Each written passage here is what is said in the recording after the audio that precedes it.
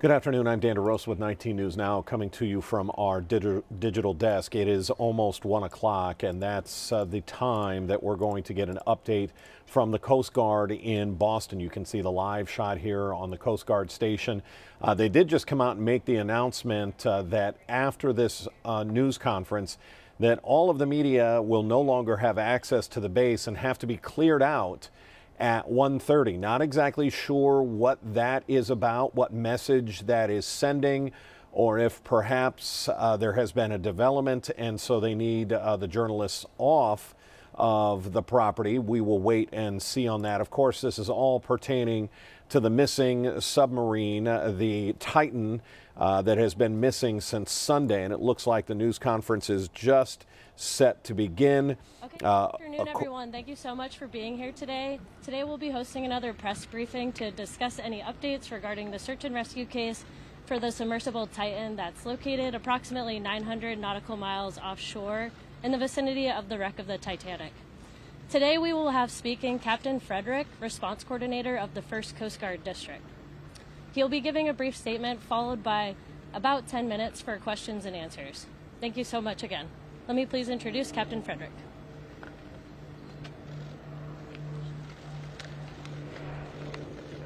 Team up here.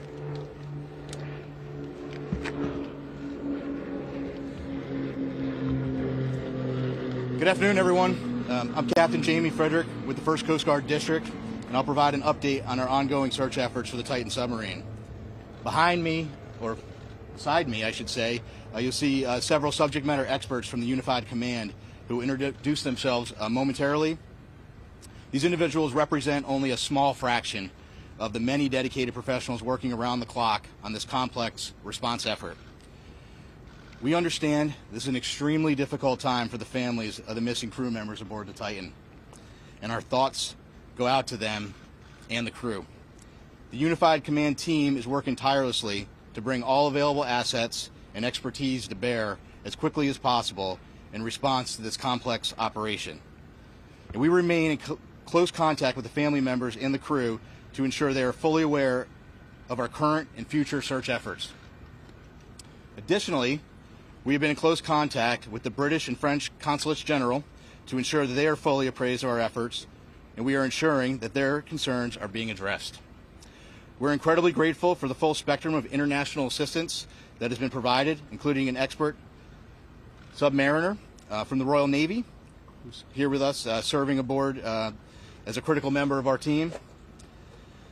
Additionally, a team of highly trained French ROV operators departed St. John's last night are en route to aid the search. Moreover, our Canadian partners have been providing critical leadership and significant response capabilities since the beginning of our efforts. Again, this is an incredibly complex search operation requiring both surface and subsurface elements, and our unified approach is critical. The location of the search, 900 miles east of Cape Cod and 400 miles southeast of St. John's, makes it exceptionally difficult to mobilize large amounts of equipment quickly. In spite of those challenges, we've been able to provide continuous air and surface search assets, as well as additional ROV capability to search below the surface. We currently have 5 surface assets searching for the Titan, and we expect 10 total surface assets to search in the next 24 to 48 hours. There are 2 ROVs actively searching, and several more are en route and will arrive by tomorrow morning. We've received incredible support with aviation assets from our Coast Guard Air Station in Elizabeth City, the Air National Guard, and Canadian Armed Forces. Today there are 2 back-to-back P3 flights. One is ongoing now as I speak, totaling 14 hours of continuous on-scene coverage, and 2 C-130 flights, also one ongoing now, throughout the day and into the evening. Yesterday, a Canadian P3 detected underwater noises in the search area. As a result, ROV operations were relocated in an attempt to explore the origin of the noises. Although the ROV searches have yielded negative results, they continue. Additionally, the data from the P3 aircraft has been shared with our U.S. Navy experts for further analysis, which will be considered in future search plans. The surface search is now approximately 2 times the size of Connecticut, and the subsurface search is up to 2.5 miles deep. Exponentially expanding the size of the search area. We also have to factor in the ever-changing weather conditions, currents, and sea states that expand the search area every hour. There's an enormous complexity associated with this case due to the location being so far offshore, and the coordination between multiple agencies and nations. We greatly appreciate the outpouring of support and offers to provide additional equipment. The Unified Command continues to prioritize assets and resources in order to provide the best capability in the most timely manner. This includes weighing multiple factors to identify the most effective resources available to the response operation, with careful consideration to timeliness of equipment arriving on scene, usefulness, and ability to deliver assets to the search area. Over the past 48 hours, we have, through incredible unity of effort, mobilized and implemented a tremendous amount of expertise and response capability. In addition to the ships and aircraft previously mentioned, we've dispatched 2 subject matter experts from U.S. Navy NAVSEA Subsalv, who will serve as search coordinators on scene for underwater search operations. So I've been stressing unity of effort a lot in this statement, and that's because it is absolutely critical to this complex operation. Again, our thoughts and prayers are with the crew of the Titan and their loved ones. We will continue to work as hard and as quickly as possible in an effort to locate them. I will take a few questions, but before I do that, I do want I'm going to have each of the members of the team here just introduce themselves, and then I'll go ahead and take some questions. Good afternoon. I'm Paul Hankins. I'm the Director for Salvage Operations with the U.S. Navy's Supervisor of Salvage. Hello, I'm Carl Hartsfield from the Woods Hole Oceanographic Institute. Good afternoon. I'm Lieutenant Commander Rich Cantharia. I'm an exchange officer currently serving on the staff of Commander Submarines Atlantic at Norfolk, Virginia. Good afternoon, Lieutenant Commander Christy Butler, working closely with Captain Frederick from RCC Boston, Search and Rescue Mission Coordinator. Thank you. Captain, what more can you tell us about the noises that were heard? Can you give us any more detail? And just to follow up, from what you've gathered so far, based on those noises, should that give the families and the others who care for these people, should that give them some reason to hope? So a couple things. One, I think when you're in the middle of a search and rescue case, you always have hope. That's why we're doing what we do. With respect to the noises specifically, we don't know what they are, to be frank with you. The P3 detected noises. That's why they're up there. That's why they're doing what they're doing. That's why they put sonar buoys in the water. The good news is, what I can tell you is we're searching in the area where the noises were detected, and we'll continue to do so. And we hope that when we're able to get additional ROVs, which will be there in the morning, the intent will be to continue to search in those areas where the noises were detected, and if they're continuing to be detected, and then put additional ROVs down in the last known position where the search was originally taking place. Yeah, but is it true that these noises were coming in regular 30-minute intervals as reported? I hadn't heard 30-minute intervals. So here's what I can tell you. I am not a trained ear for underwater aquatics. That's why we have a team of experts that are analyzing that data. That data was sent immediately to the Navy last night, and it was analyzed overnight. They're still looking at it, but I can tell you that it's inconclusive. But again, I think the important piece is we're searching in the area where the noises were detected. Captain, you didn't talk about a timeline. Can you talk about what timeline you're working on in conjunction with the teams that are there? It's a timeline in what respect? How much oxygen they have left on Oh, board? okay. Well, in terms of, so we talked about the oxygen number. I think you're all tracking the oxygen number. I think there's an important point with that, though. The oxygen, that's just one piece of data, right? There are a lot of pieces of data that we need to consider. And, you know, we're continuously looking at that, and we'll continuously, do that throughout the search. But that's not the only thing that's important, right? And right now, our efforts are solely focused on the search. That certainly is a dialogue that's happening, but we're focused on searching at this point. And this is a recovery or a rescue at this point? Oh, this is a search and rescue mission, 100%. We are smack dab in the middle of search and rescue, and we'll continue to put every available asset that we have in an effort to find the Titan and the crew members. How far down are those ROVs, and can you confirm that some sort of rectangular object has been spotted? There was some sort of report about that, I don't know. So, a couple things. So the ROVs, each ROV brings different capability. The ROVs that are diving today, Paul, what's the depth on the 4,000 meters. 4,000 meters. And some additional ROVs that'll be arriving tomorrow have additional depth capability. With respect to an object, so yesterday one of the aircraft did see an object. I will tell you this: in search and rescue missions, when aircraft are flying continuously, there is stuff out in the ocean that is floating. We went back, we looked at it. It wasn't. We didn't determine it to be debris. We don't think it correlates with the case, and it is not uncommon at all during an active search to see things, and then we go and look at them. So. Just Clark from BBC News. When were these noises first heard? How long did they persist for? And if I could also ask, do you have any information in terms of food and water that men might have on board the Sun? Yeah. So so several P3 flights have heard noises as yesterday, and we put assets there. We relocated assets immediately. With respect to food and water, it's my understanding there are some limited rations. I can't tell you exactly how much they have aboard, but they do have some limited rations aboard the vessel. Speaking to the families, how much hope can you give them after hearing those noises? Listen, I think you need to be careful. We need to have hope, right? But I can't tell you what the noises are. But what I can tell you is, and I think this is the most important point, we're searching where the noises are, and that's all we can do at this point. Is that your best clue right now about the status of the submersible or those noises? And are the noises continuing now? Are they stopped or are they continuing? So I just wanted to. So it was my understanding that the P3 had heard some noises today as well. But so I do want to take just an opportunity to invite Carl to the podium just to talk a little bit about. He has a little bit more expertise in underwater acoustics, and maybe just to speak to that in general, because again, there are noises below the surface of the ocean, so I'll just turn it to Carl. Carl, can you spell your name? Yes, Carl Hartsfield. So again, Carl Hartsfield from the Woods Hole Oceanographic Institution. So the ocean is a very complex place. Obviously, human sounds, nature sounds, and it's very difficult to discern what the source of those noises are at times, but I can tell you that this team has multiple sensors. They're in the area.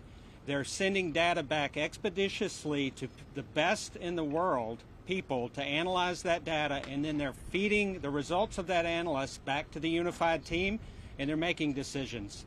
So Woods Hole is here in an advisory role, but by our expertise, what I see is a very tight operational loop that's making decisions based on data, and nothing is ruled out. Are the noises continuing? He said he heard the noises this morning. Are they still continuing on a regular basis now? There have been multiple reports of noises, and every one of those noises is being analyzed, tracked, looked for patterns, and reported upon. Can you describe what the noise sounds like that they're hearing? Well, the noises, again, very complex in the ocean. You have to be an acoustic analysis, and you have to have context. They're trying to put all the pieces together. The noises have been described as banging noises. But again, they have to put the whole picture together in context, and they have to eliminate potential man-made sources other than the Titan. Is it possible that a ship in the ocean, is it possible a ship in the ocean or even some mammals out there could mimic that kind of sound? So I can tell you from my experience with acoustics that there are sounds by biologics that sound man-made to the untrained ear, but I can assure you that the people listening to these tapes are trained.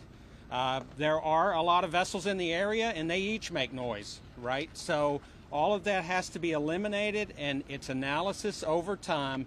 Plus, as the captain said, the team is searching in the right area.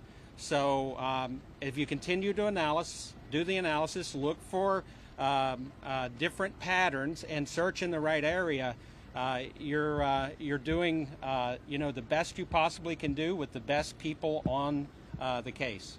Captain, apparently there was a deep ocean salvage system, Flyway, that was sent there to the location. Can you tell if it's on site yet, and how it operates, and how long it would take to rescue at depth with that tape? Which system does he speak about? You know the system. What's the system that you're talking about? It's called the Flyway Deep Ocean Salvage System. That's just a hydraulic. Yeah, that's a crane. Yeah. So that's what I thought. So that's a piece of equipment. It's a crane piece of equipment. There are a lot of pieces of equipment flowing in through St. John's right now. One thing I did want to mention, I think it's important. Some of the ROV capability that's arriving soon is really great, incredible capability. One thing I want to point out is that French team that's coming in to serve aboard with their equipment aboard a French ship.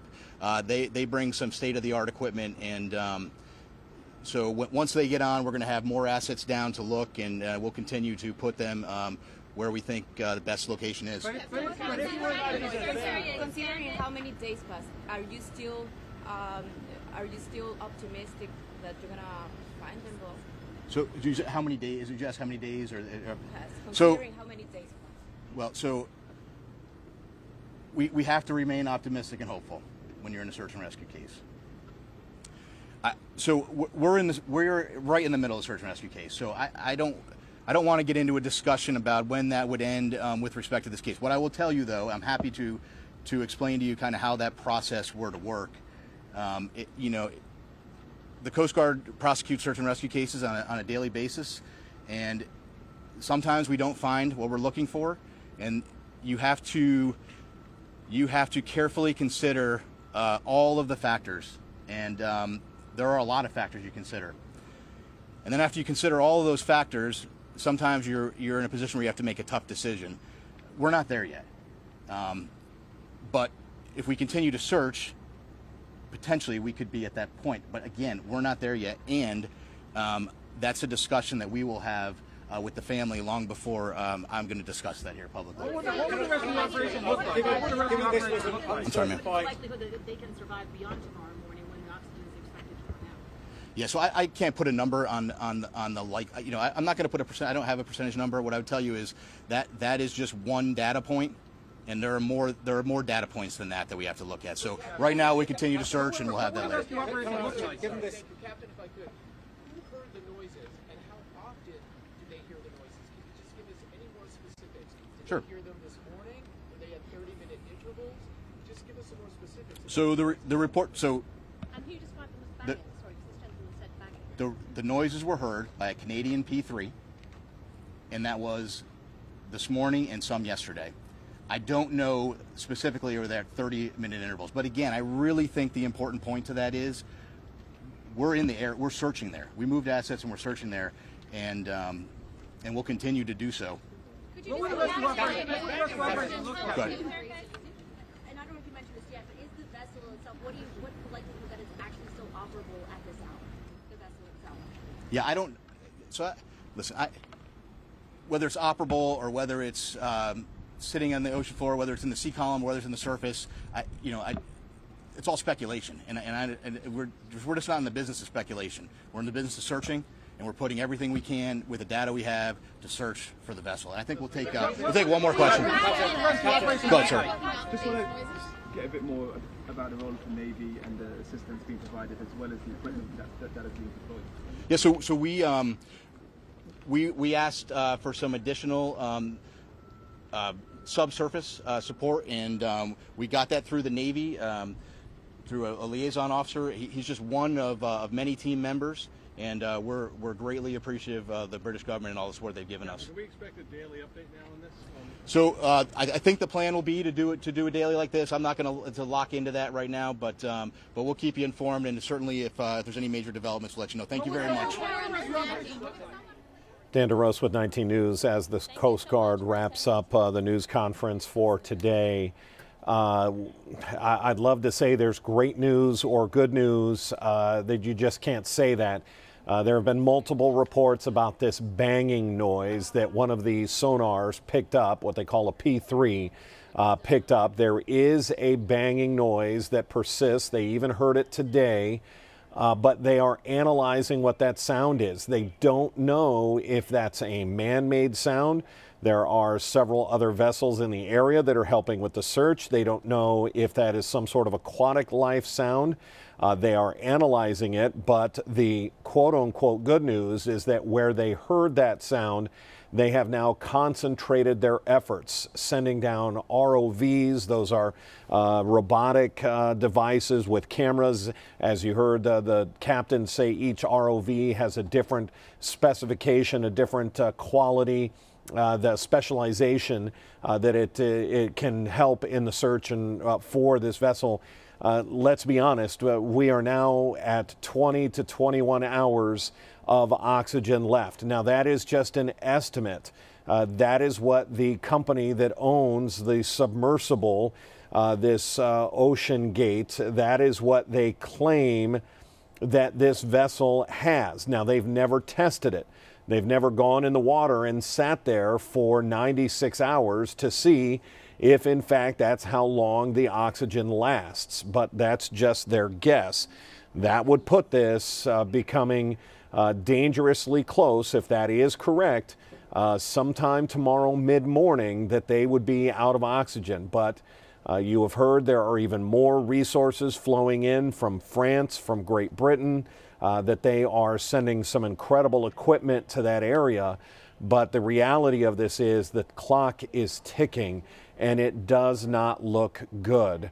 I'm going to play a story. This is from our partners at CNN that talk about that this vessel, under normal circumstances, should have been able to deliver itself to the surface. It had even emergency capabilities to get this sub to the surface, and apparently that didn't work either. So you have to question whether or not this sub is operational. Was there a catastrophic failure? You heard the captain say that they are not in the business of speculation, so they would not address that issue. But take a look at the story from our partners at CNN.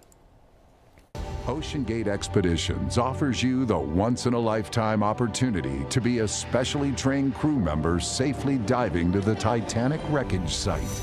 That $250,000 trip may look like a luxury adventure on the surface, but beneath the waves, ask Aaron Newman, who took the Titan to the Titanic in 2021. I wouldn't call it plush, but it's very comfortable. Fully loaded with 5 people, the quarters are tight, he says, hot near the surface of the water and nearly freezing in the depths. Propellers to move the vehicle and their controls seem rudimentary, although he and the company insist they are adequate. Not super complicated. And, so they have 2 sets of fans that, up and down and left and right. But communications, that's another story. The craft checks in with the ship above through a text messaging system every 15 minutes, relying on that system for safety and guidance. Former Navy submarine officer Van Gurley. So all those things we're used to now with GPS and Wi-Fi and radio links do not work under the ocean. And then, the pressure is just immense. Ocean Gate says Titan's carbon fiber and titanium hull has proven itself against that pressure repeatedly. A monitoring system is set to warn the pilot of any problems. And even if everything else fails, Newman, who is now an investor in Ocean Gate, notes the vessel should drop its external weights and rise automatically. It is designed to come back up. So the fact that there seems to be no clue as to Titan's whereabouts is deeply troubling to those who know the deep ocean best. The fact that this vehicle has not come back to the surface does not bode well. Either it's an entanglement issue or there's a broader set of series of failures that have it now on the bottom. Again, that story from our partners at CNN. The ray of hope here is that the Coast Guard is still calling this a search and rescue. There is a big difference between search and rescue and recovery. When they move to a recovery stage, that is sort of the admission that there is no chance of survival and that they are now looking for a recovery type situation. They have not reached that. They are still in a search and rescue mode. We will have the very latest on this and all of the day's breaking news and weather when we start 3.5 hours of news at 3 o'clock on Channel 19. Again, time running out for those on the Titan. Until then, I'm Dan DeRose with 19 News Now. Have a good afternoon. 19 News is everywhere. Download our CTV apps and follow us on social media at Cleveland 19 News.